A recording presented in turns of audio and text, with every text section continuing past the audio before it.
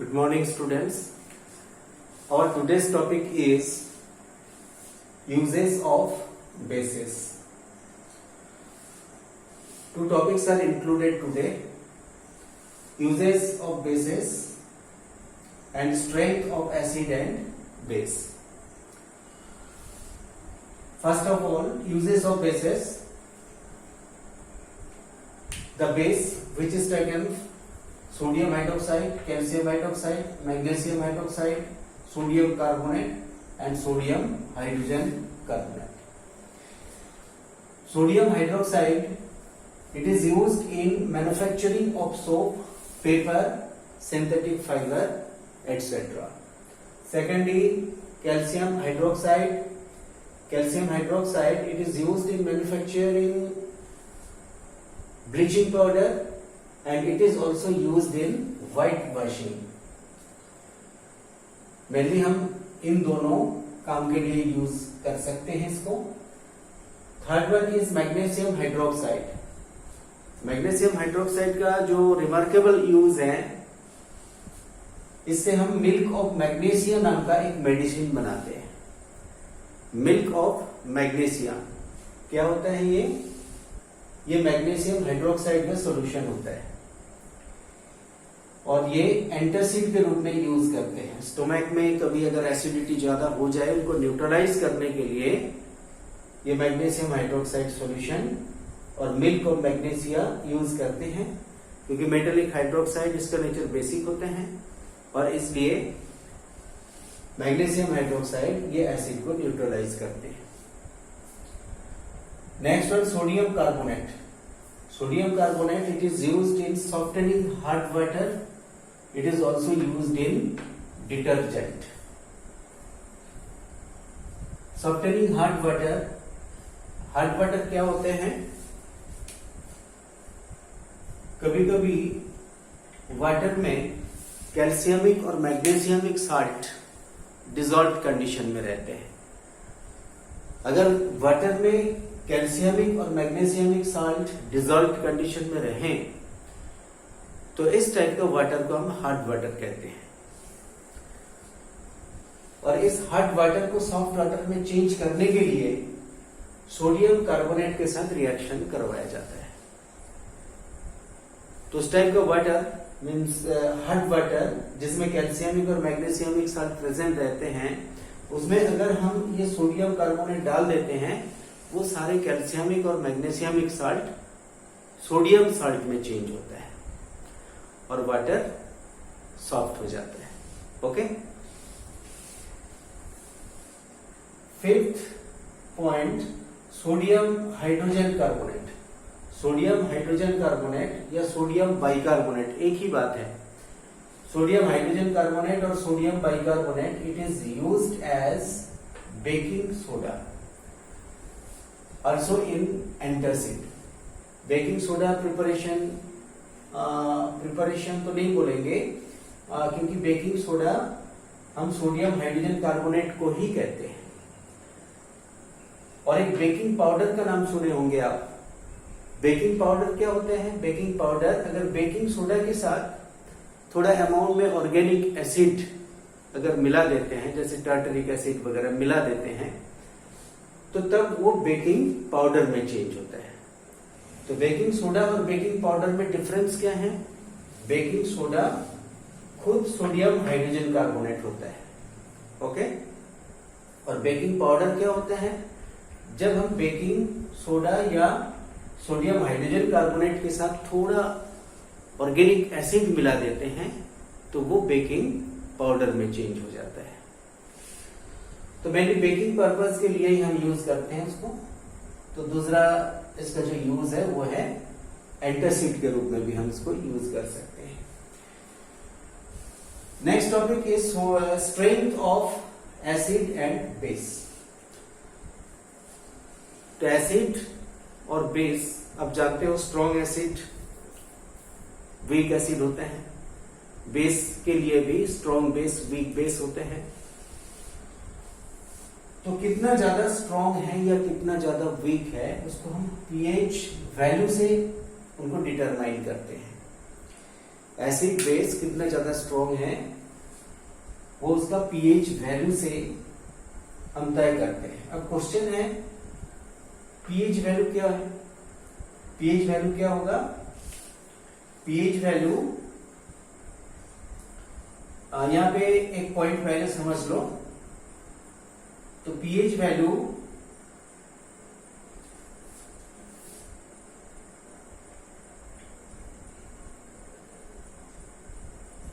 it is actually power of hydrogen.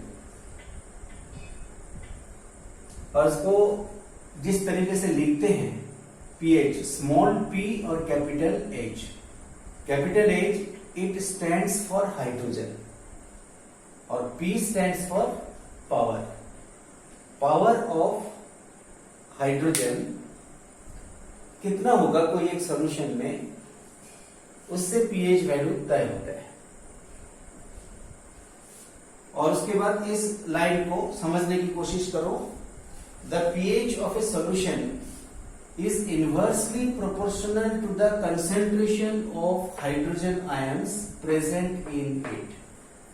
That means hydrogen ion जितना ज्यादा होगा कोई एक सॉल्यूशन में, इनवर्सली प्रोपोर्शनल होने के लिए पीएच वैल्यू उतनी ही कम होगी। अंडरस्टैंड? और एक बार बता देता हूं आपको, हाइड्रोजन आयन कंसंट्रेशन कोई एक सॉल्यूशन में जितना ज्यादा होगा उसका पीएच वैल्यू उतना ही कम होगा। अब एसिड और बेस में से हाइड्रोजन आयन कंसंट्रेशन किस में ज्यादा है? ऑब्वियसली ऑब्वियसली एसिड में, क्योंकि एसिड को जब हम पानी में घोलते हैं तो वो हाइड्रोजन आयन देते हैं और हाइड्रोजन आयन से ही हम एसिड को पहचानते हैं। क्योंकि एसिड का डेफिनेशन और एक बार याद करो, acids are those substances which can give H plus aqueous ion when dissolved in water. Okay? तो एसिड में हाइड्रोजन आयन ज्यादा होने के लिए, एसिड सॉल्यूशन में हाइड्रोजन आयन ज्यादा होने के लिए उनका पीएच वैल्यू कम होगी। और बेस में भी H प्लस आयन होता है, लेकिन वो H माइनस आयन के रेस्पेक्ट में कम होता है।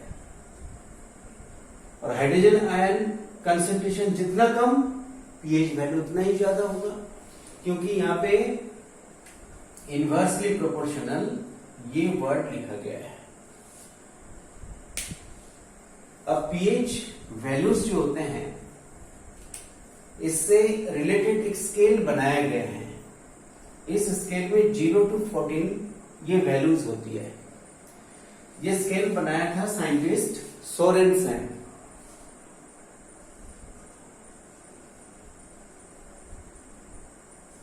जिस साइंटिस्ट का नाम है, इन्होंने ये पीएच स्केल आविष्कार किया था। इसमें 0 to 14 ये डिविजन्स होते हैं। बीच में 7 ये वैल्यू आती है। तो 0 to 7 के बीच में अगर कोई पीएच वैल्यू हमें मिल जाए कोई एक सॉल्यूशन का, तो वो एसिडिक होता है। तो 0 to 7 ये एसिडिक रेंज है, 7 to 14 ये बेसिक रेंज है। कोई एक सॉल्यूशन उनमें पीएच वैल्यू अगर 7 to 14 के बीच आ जाए तो वो बेसिक होता है, और पर्टिकुलर 7 आ जाए तो वो न्यूट्रल सॉल्यूशन होता है। जैसे वाटर, ये एक न्यूट्रल सॉल्यूशन, उसका पीएच वैल्यू चेक किया जाए तो उसका वैल्यू जरूर 7 आएगा। अब क्वेश्चन है, ये पीएच वैल्यू हम कैसे चेक करते हैं? इसके लिए हम यूनिवर्सल इंडिकेटर यूज करते हैं, और इनके बारे में मैं नेक्स्ट टॉपिक में समझाऊंगा। जो पीएच वैल्यू हम कैसे चेक करते हैं, पहले इस स्केल को समझने की कोशिश करो। और 0 to 7 ये जो एसिडिक रेंज है, इसमें अगर 0 to 3.5 ये वैल्यू आ जाए तो स्ट्रॉन्ग एसिड होता है।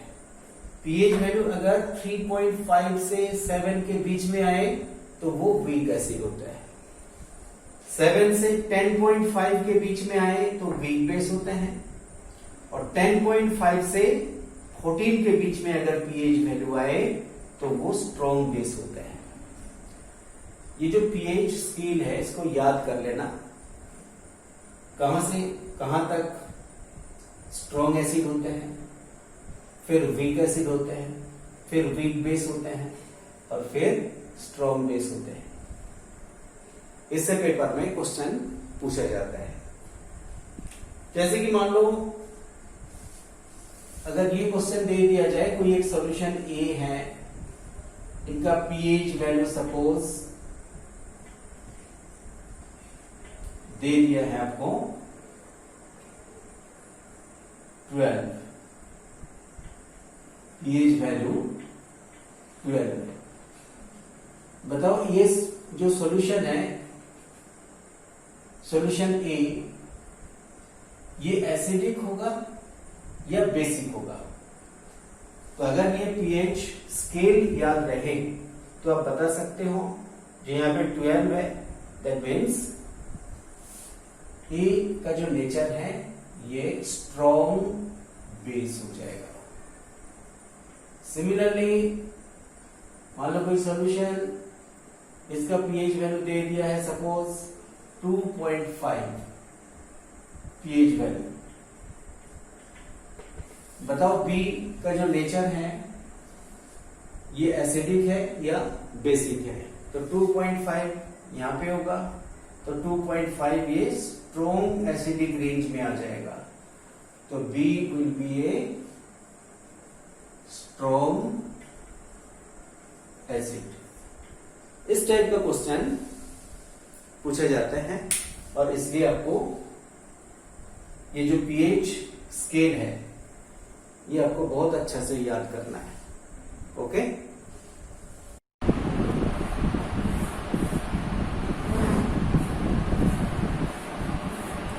our next topic is universal indicator. What do you mean by universal indicator? Universal indicator is a mixture of different indicators or dyes which gives different color at different pH values. जैसे कि आप जानते हो litmus एक indicator, वो सिर्फ इतना ही बता सकते हैं कोई एक सॉल्यूशन एसिडिक है या बेसिक है। कितना ज़्यादा एसिडिक है या कितना ज़्यादा बेसिक है इनके बारे में कुछ बता नहीं सकते। ओके, उनके बारे में कोई इंडिकेशन से हो नहीं सकते हैं। लेकिन पीएच इंडिकेटर ऐसा ही एक इंडिकेटर है जिससे कोई एक सॉल्यूशन एसिडिक है या बेसिक है, उनके बारे में इस इंडिकेटर से, मीन्स पीएच इंडिकेटर से पता चल जाता है। सिर्फ इतना ही नहीं, कितना ज़्यादा एसिडिक या कितना ज़्यादा बेसिक या न्यूट्रल सॉल्यूशन है, इन सब के बारे में पीएच इंडिकेटर से हमें पता लग जाता है।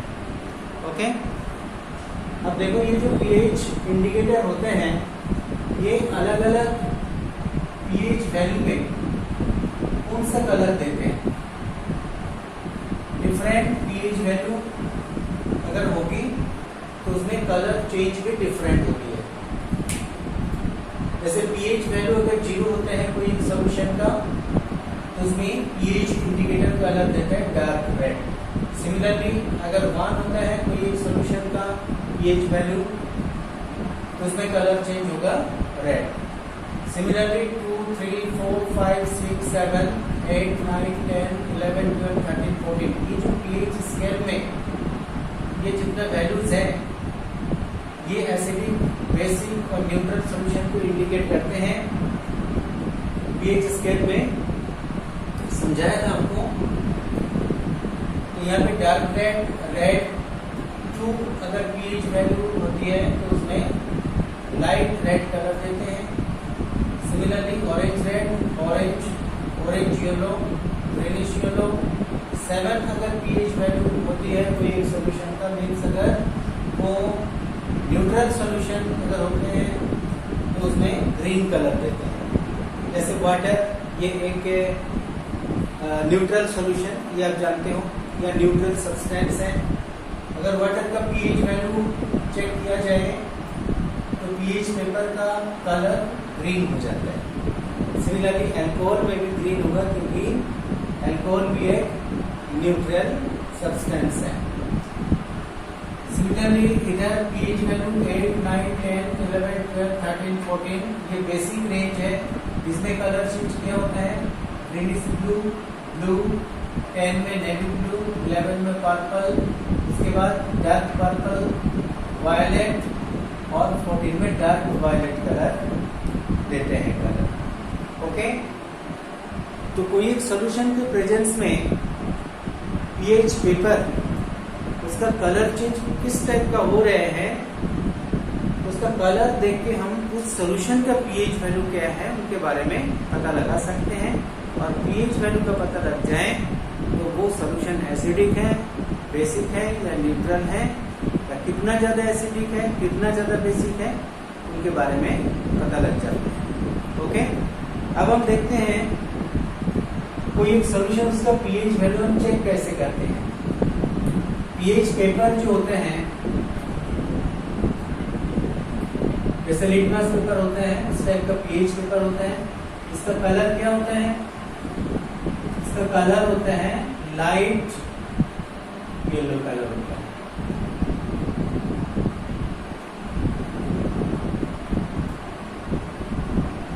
इस टाइप का पेपर स्ट्रिप फॉर्म में मिलते हैं हमें।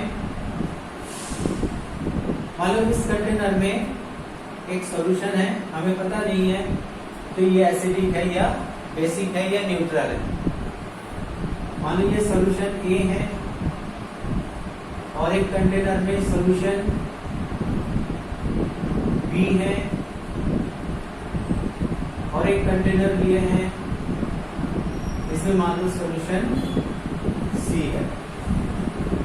अब इनका पीएच वैल्यू क्या है वो हम देखना चाहते हैं और उससे पता लगाना चाहते हैं जो वो एसिडिक है, बेसिक है या न्यूट्रल है। सॉल्यूशन ए से अगर 1 ड्रॉप, कोई ड्रॉपर से 1 ड्रॉप हमें इस पीएच पेपर में ट्रांसफर करना है, तो यहाँ पे जो ड्रॉप आ जाते हैं उसके बाद इस पीएच पेपर का कलर चेंज होगा इस पोजीशन में। सपोज यहाँ पे कलर चेंज हम देख रहे हैं, इसका कलर रेड हो गया। इसका ओरिजिनल कलर क्या है? लाइट येलो, लेकिन जहाँ पे हम इस सॉल्यूशन को ऐड कर रहे हैं मालूम वहाँ पे कलर रेड हो गया। तो तुरंत हम यहाँ पे देखेंगे रेड कलर में क्या होते हैं? pH 1। तो इसका मतलब इसका pH 1 होगा। इसका नेचर अगर पूछा जाए क्या होगा? ये स्ट्रॉन्ग एसिड होगा। ओके, इस पीएच वैल्यू से हम बोल सकते हैं ये स्ट्रॉन्ग एसिड है।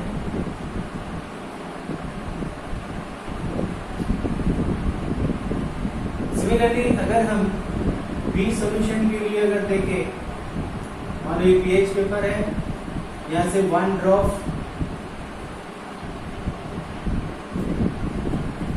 ट्रांसफर किया है यहाँ पे, जहां पर ट्रांसफर करेंगे वहां पे कलर चेंज देखेंगे।